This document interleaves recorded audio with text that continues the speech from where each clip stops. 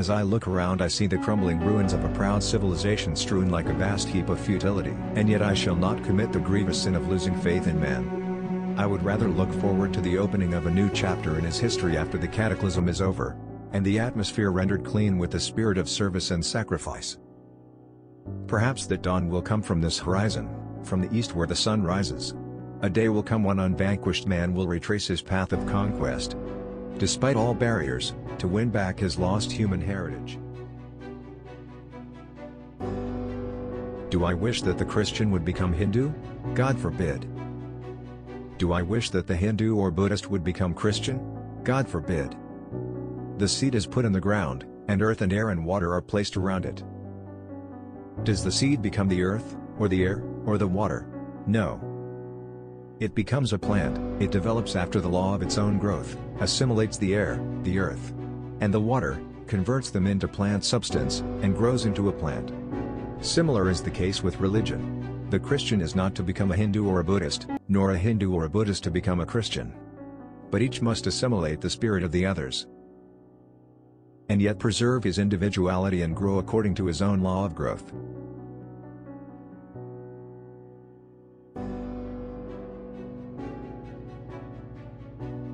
Freedom is my birthright. So long as it is awake within me, I am not old. No weapon can cut this spirit, no fire can burn it, no water can wet it, no wind can dry it.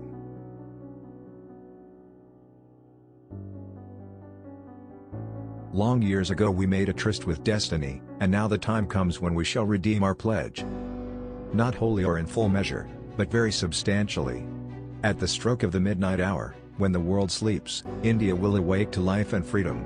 A moment comes, which comes but rarely in history, when we step out from the old to the new, when an age ends, and when the soul of a nation, long suppressed, finds utterance.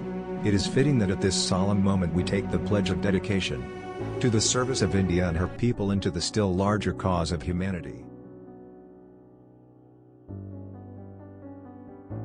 Here is a mantra, a short one, that I give you. You may imprint it on your hearts and let every breath of yours give expression to it. The mantra is, do or die. We shall either free India or die in the attempt. We shall not live to see the perpetuation of our slavery.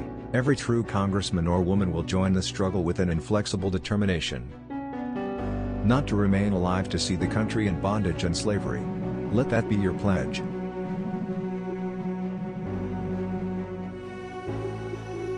We should have but one desire today, the desire to die so that India may live.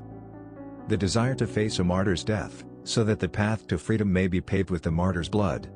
Friends, my comrades in the war of liberation, today I demand of you one thing, above all, I demand of you blood. It is blood alone that can avenge the blood that the enemy has spilt. It is blood alone that can pay the price of freedom. Give me blood and I promise you freedom. Why is that we have never heard voices in connection with the freedom of people?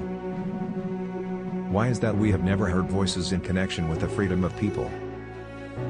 Under the suppression and tyranny of Pakistani authorities on the other side of the ceasefire line, why is it that we have not heard here that in 10 years these people have not seen a ballot paper?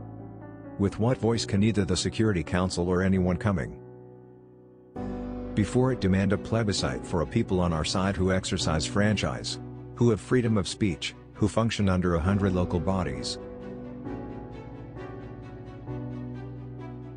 Why is the media here so negative? Why are we in India so embarrassed to recognize our own strengths, our achievements? We are such a great nation. We have so many amazing success stories, but we refuse to acknowledge them. Why? We are the first in milk production. We are number one in remote sensing satellites. We are the second largest producer of wheat. We are the second largest producer of rice. Look at Dr. Sudarshan. He has transferred the tribal village into a self-sustaining, self-driving unit. There are millions of such achievements, but our media is only obsessed in the bad news and failures and disasters.